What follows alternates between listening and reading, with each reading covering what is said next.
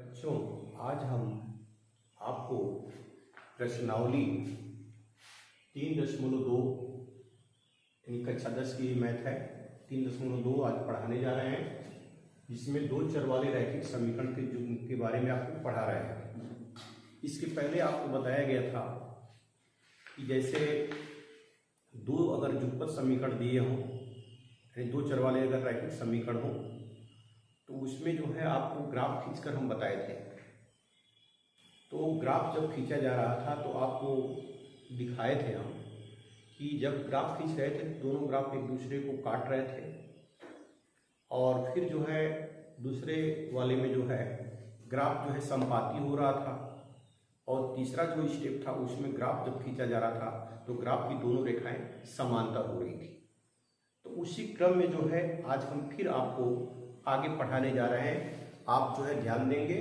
इसमें जैसे मान लीजिए आपको जैसे रैखिक समीकरण युग्म जो है a1x b1y प्लस c1 बराबर 0, और ये पहला है, और दूसरा जो है a2x plus b2y plus c2 बराबर 0, यानी ये दूसरा समीकरण है, ये रैखिक युग्म है।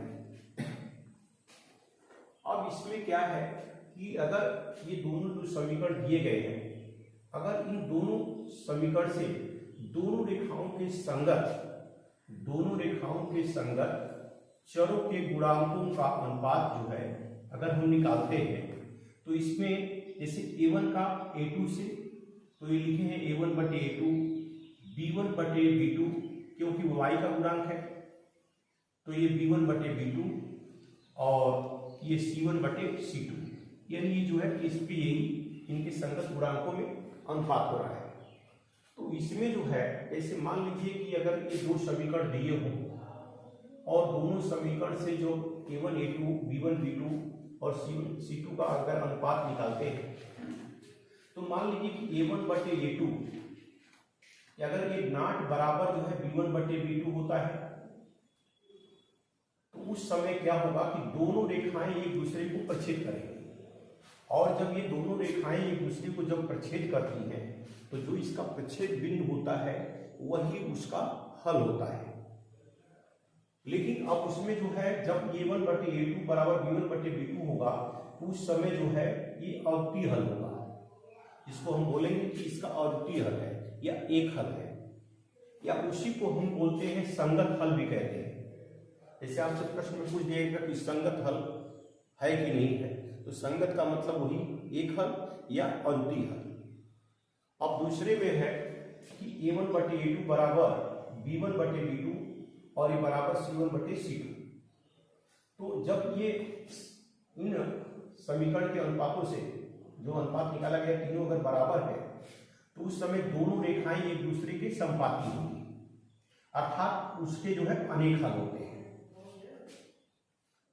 उस समय अनेक हल होंगे। और तीसरा जो स्टेप है कि a1 बटे a2 बराबर b1 बटे b2 और नाट बराबर c1 बटे c2। तो जब इन दोनों रेखाओं से जो है जब ग्राफ खींचा जाएगा तो ये दोनों ग्राफ जो की रेखाएं जो है ये दूसरे के समांतर होंगी। तो जब ये दूसरे के समांतर होंगी तो उस कंडीशन में, उस स्थिति में इसका कोई हल नहीं होगा, अर्थात जब कोई हल नहीं होगा इसी को हम असंगत हल भी कहते हैं। जब कोई हल नहीं होगा या असंगत हल इसी को कहते हैं। तो इस तरह से आप जैसे कोई भी समीकरण दे दें और उससे आपको ज्ञात करना है, जैसे एग्जाम्पल दे रहे हैं x प्लस 3y ये बराबर मान लीजिए 6 है, और 2x माइनस 3y बराबर ये 12 है। जैसे आपसे पूछा जाए कि ये दोनों समीकरण दे दिए गए हैं, आप ये बताइए कि ये कौन सा हल है, चाहे अद्वितीय हल है कि नहीं है। मान लीजिए अद्वितीय हल पूछा जाए तो इसमें पहले इसका गुणांक तो 1 है, तो पहले आप a1 बटे a2 निकाल लीजिए। a1 का मान यहाँ 1 है और a2 का मान 2 है, तो a1 बटे a2 जो है 1 बटे 2 आ गया, और यहाँ b1 बटे b2 अगर आप निकालते हैं तो ये जो है 3 है और ये -3 है, तो इसका मान 1 बटे 2 हो गया, और इसका मान जब भी b1 बटे b2 का निकालते हैं तो यहाँ इसे कट जाएगा यानी -1 हो जाएगा, 1/1 हो गया। तो इसका मतलब देख रहे हैं कि A1/A2 यानी ये नॉट बराबर B1/B2, यानी ये बराबर नहीं हो रहा है, यानी इसका जो मान है ये 2 है और इसका -1 आ रहा है, इसका मतलब ये इसके बराबर नहीं है। तो इस समय जो ये दोनों समीकरण जो दिए गए हैं इसका मतलब कि अद्वितीय हल होगा, ये अद्वितीय हल होगा या अद्वितीय हल चाहे एक हल, या इसी को हम बोलते हैं संगत हल। यानी इसमें से ये जो दोनों समीकरण दिए गए हैं इसका एक हल होगा, अर्थात संगत हल होगा। इस तरह से कोई भी समीकरण दिया रहेगा तो आप जो है ये जो तीनों सूत्र बताए हैं इसकी सहायता से आप जो है उस समीकरण की जांच कर सकते हैं कि कब उसका अद्वितीय हल होगा, कब कोई हल नहीं होगा, कब अनंत हल होगा। तो आपको हम बता दिए कि जैसे जब आप दो समीकरण लेकर ग्राफ खींचते हैं तो ये ग्राफ की जो रेखाएं एक दूसरे को जब ये प्रच्छेद कर लेती हैं, काटती हैं, तो जब काटेंगी तो उसका एक हल होगा, अर्थात उसी को अद्वितीय हल कहते हैं या उसी को संगत हल भी कहते हैं। और जब ग्राफ आप खींचते हैं दोनों समीकरण से लेकर, तो जब दोनों ग्राफ यानी एक ग्राफ खींचते हैं और दूसरे ग्राफ को खींचते हैं तो दोनों एक ही लाइन प्रदर्शित करते हैं, तो उस समय जो है वो संपाती कहा जाता है। तो जब संपाती होगा तो उस समय उसके अनेक हल होंगे। और तीसरा जो आपको बताया गया है कि जब दो ग्राफ जब दो रेखाओं से जब लेकर जो है ग्राफ खींचेंगे दो समीकरण से, तो उस समय ग्राफ से जो है आपको समांतर रेखा प्रदर्शित होगा। तो उस समय जब समांतर रेखा प्रदर्शित होगी तो उस समय जो है इसका कोई हल नहीं होगा। आप याद रखेंगे। तो कोई भी समीकरण ले ले तो अभी उससे भी आप जो है ज्ञात कर सकते हैं कि अद्वितीय हल है, कोई हल नहीं है, कि अनंत हल है। इस तरह से जो है फिर आगे आपको हम बताने जा रहे हैं। जैसे मान लीजिए ग्राफ की सहायता से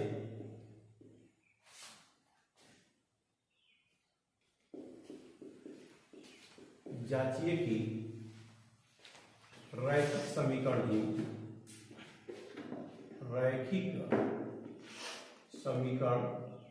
जुग्म x + 3y = 6 और 2x - 3y = 12, यानी ये संगत है।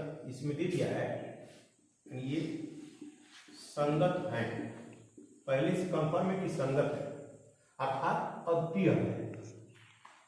तो जब ये संगत है तो है इनसे इन समीकरणों से आप ग्राफ खींचिए, इन समीकरणों से आपको ग्राफ खींचना है, ये आपका उदाहरण है। तो जब आपको ग्राफ खींचना है तो पहले समीकरण पहला लेंगे, x + 3y = 6, यानी समीकरण मान लीजिए।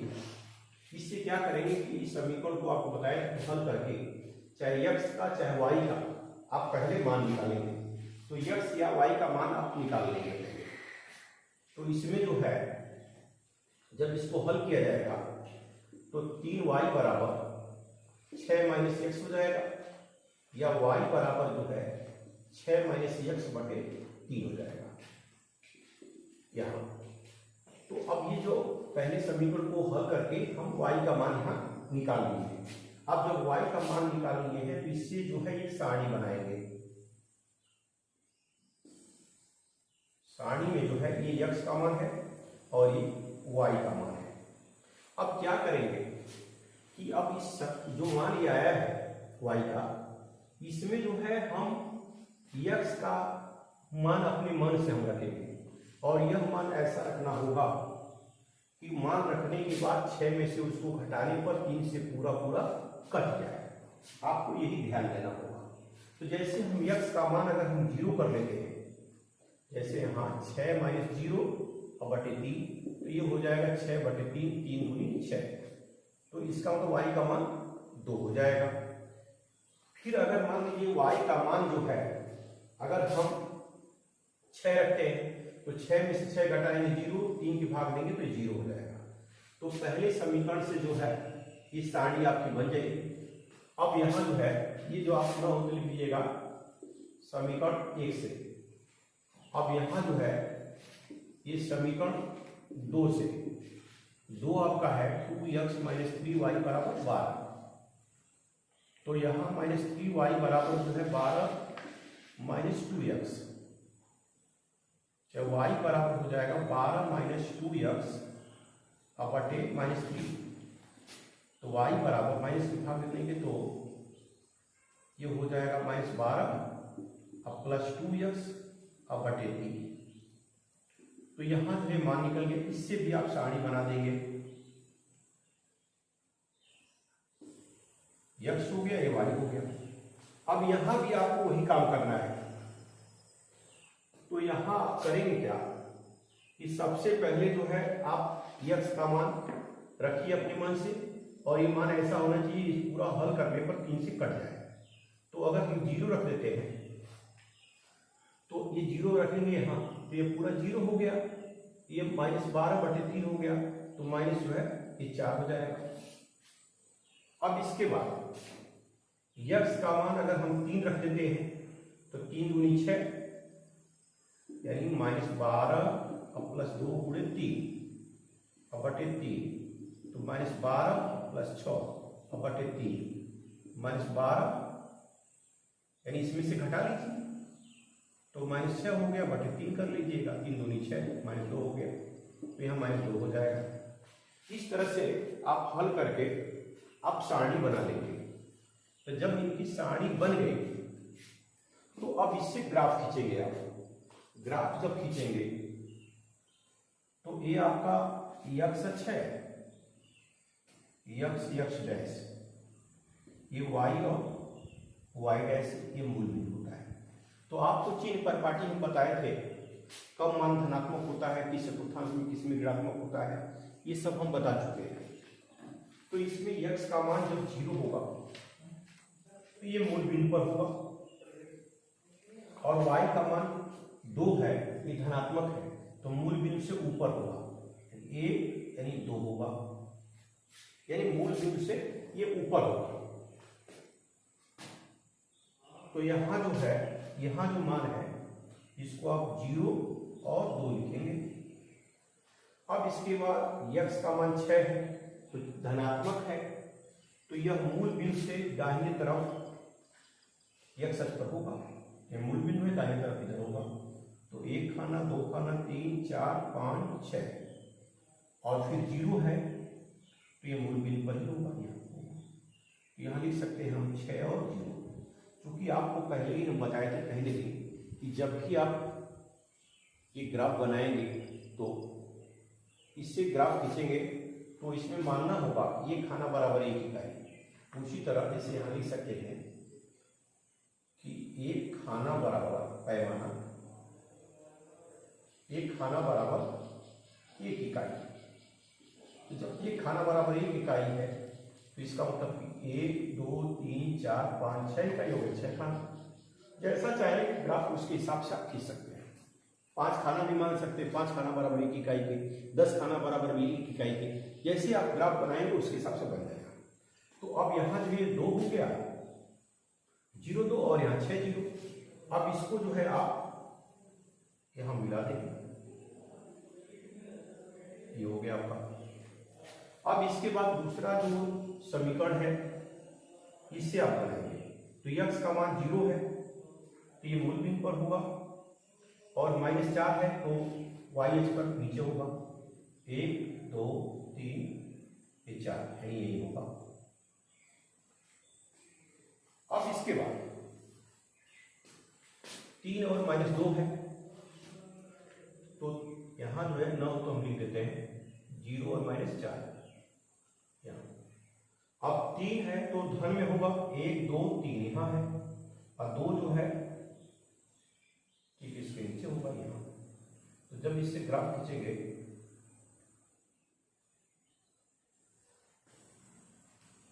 तो यहाँ जो है 3 और -2 हो जाएगा, यहाँ 3 -2 हो गया। तो आप देख रहे हैं कि ये जो ग्राफ है, ये दोनों समीकरण युग में से जब हम ग्राफ खींच रहे हैं तो दोनों ग्राफ जो है वह इसको यहीं प्रच्छेद कर रहा है। तो जहां प्रच्छेद कर रहा है अर्थात ये 6 0 पर कर रहा है दोनों, तो ये 6 0 जो है इस जो दोनों समीकरण दिए गए हैं इसके जो है ये हल हो जाएंगे। या चाहे तो आप इसको ए दिखा सकते हैं, इसको बी दिखा सकते हैं, ये सी है और ये डी है। जहां जहां काट रहा है प्रच्छेद कर रहा है वहां आप नामांकित कर दीजिएगा। तो 6 जीरो हो रहा है, तो 6 जीरो जो है इस समीकरण युग्म का हल है और ये संगत है। इस तरह से जो है आप ग्राफ खींचकर इसको दर्शा सकते हैं। दूसरा है आपका, जैसे प्रश्न दिया है ग्राफ खींचने के लिए,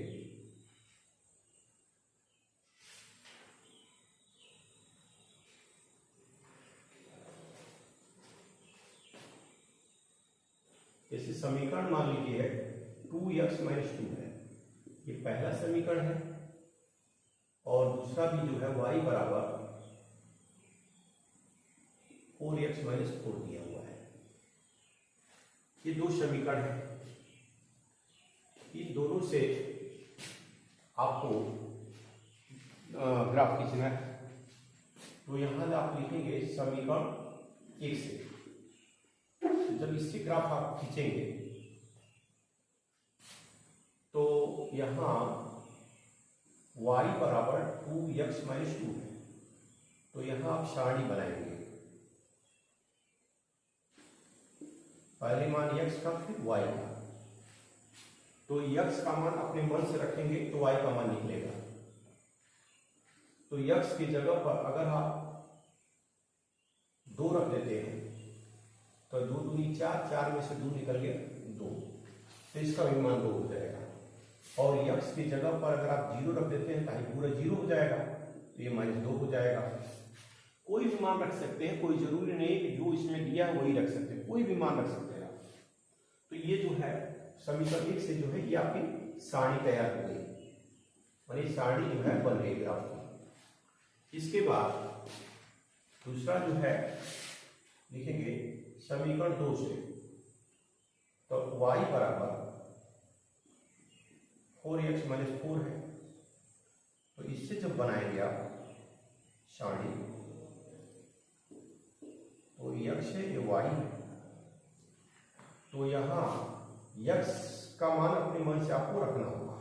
तो जब x का मान रखेंगे, जैसे मान लीजिए x की जगह पर अगर हम 0 रख देते हैं तो ये पूरा राशि 0 हो जाएगी, इसका मान 4 हो जाएगा। अगर x की जगह पर अगर हम 1 रखते हैं तो 4 1 कम 4, 4 में से 4 घटाएंगे 0, और इस तरह से जो है इसका मान आपको प्राप्त हो जाएगा। जब इससे सारणी बनाएंगे तो पहले आपका x अक्ष है,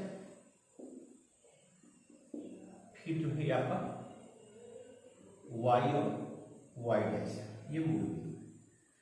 तो पहले जो सारणी है इससे जो है ग्राफ खींचेंगे, तो x का मान 2 है और y का भी 2 है, तो इसका मतलब कि पैमाना इसके लिए भी आप वही मानेंगे, पैमाना एक खाना बराबर 1 इकाई है। तो यहाँ x बराबर 2 है, तो 2 खाना धनात्मक है तो दाहिने तरफ होगा मूल बिंदु से 1 2 हो गया, और y का भी मान 2 है तो 1 2 ये हो गया। तो जहां ये दोनों काट रहे हैं यहाँ निशान आप ऐसे लगाएंगे, ये हो गया।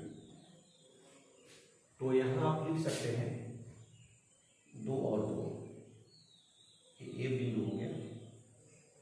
फिर इसके बाद x का मान 0 है तो मूल बिंदु पर रहेगा, और y का मान -2 है तो नीचे रहेगा, 1 2 ये हो गया, ये b हो गया, और इसका मान जो है 0 और -2 हो गया। अब इससे जो है आप ग्राफ खींच दीजिएगा, इसको ऐसे लाइन मिला देंगे, ये हो गया। अब इसके बाद दूसरी जो सारणी बनी है x बराबर 0 और y बराबर -4, तो x बराबर 0 होगा तो ये मूल बिंदु पर होगा, और 4 का मतलब कि 1 2 ये 3 और ये 4 हो गया। यहाँ जो है आप चाहे तो c लिख सकते हैं, और इसका मान जो है 0 और -4 हो जाएगा यहाँ। अब इसके बाद 1 और 0 है, तो 1 हो गया, और 0 का मतलब मूल बिंदु पर ही होगा, 0 का मतलब मूल बिंदु पर ही होगा। तो इससे जब ग्राफ खींचा जाएगा, 1 है और 0 ही होगा।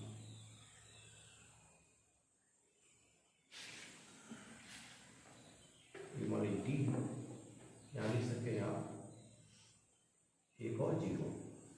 तो यहाँ देख रहे हैं यही ग्राफ काट रहा है। इसका मतलब ये हो गया कि इसका जो यहाँ ये काट रहा है वह 1 और 0 पर ही काट रहा है। तो यहाँ 1 और 0 जो है यहाँ आ रहा है, तो यही 1 0 जो है इस समीकरण जो का हल हो गया। तो इस तरह से जो है आप कोई भी समीकरण दिया हो उससे आप ग्राफ खींच सकते हैं, और इसमें आप बता भी सकते हैं कोई भी अगर समीकरण दिया हो कि ग्राफ किस तरह का है, संगत हल है या संगत हल है, तो इसके लिए आप जो है बता सकते हैं। क्योंकि आपको बताया है, फिर से एक बार दोहरा दे रहे हैं कि अगर कोई भी समीकरण दिया हो उससे पहले उनके संगत गुणांक को आप निकाल लीजिए, जैसे A1/A2, B1/B2, C1/C2, ये निकाल लेंगे आप। जब ये निकल जाएगा तो अगर A1/A2 अगर B1/B2 के बराबर नहीं है तो इसका मतलब समझिए कि उसका एक हल होगा, अद्वितीय हल होगा, और उससे जब भी ग्राफ खींचेंगे तो ये ग्राफ एक दूसरे को काटेंगे, प्रच्छेद करेंगे। और दूसरा है कि जैसे मान लीजिए 2 समीकरण दे दिए हो और उनसे जो है फिर आप संगत गुणांक A1/A2 इस तीनों का मान निकालेंगे। तो अगर A1/A2 आप करते हैं और B1/B2 निकालते हैं, C1/C2 निकालते हैं, तो ये देखते हैं कि ये तीनों मान जो है एक दूसरे के बराबर नहीं हो रहे हैं। जब ये तीनों मान बराबर अगर नहीं हो रहे हैं, अर्थात कहने का मतलब ये है कि A1/A2 अगर B1/B2 और C1/C2 ये मान लीजिए बराबर हो जा रहे हैं, तो जब ये बराबर होंगे तो उस कंडीशन में जो है इसका जो है जो हल होगा एक दूसरे के संपाती तो होंगे, लेकिन इसका जो है अनेक हल होगा, जिसको कहते हैं अनंत हल। और जब A1/A2 बराबर B1/B2 और नॉट बराबर C1/C2 होगा, तब इसका जो है कोई हल नहीं होगा, अर्थात ये असंगत होगा। तो इस तरह से आपको जो है हम एग्जाम्पल भी पूछ दिए और आपको हम बता भी दिए। अब इसके बाद आपको प्रश्नावली करनी होगी। अगर प्रश्नावली में जो प्रश्न नहीं आएगा आप पूछ सकते हैं, और फिर ये प्रश्नावली आपको भेजी जाएगी।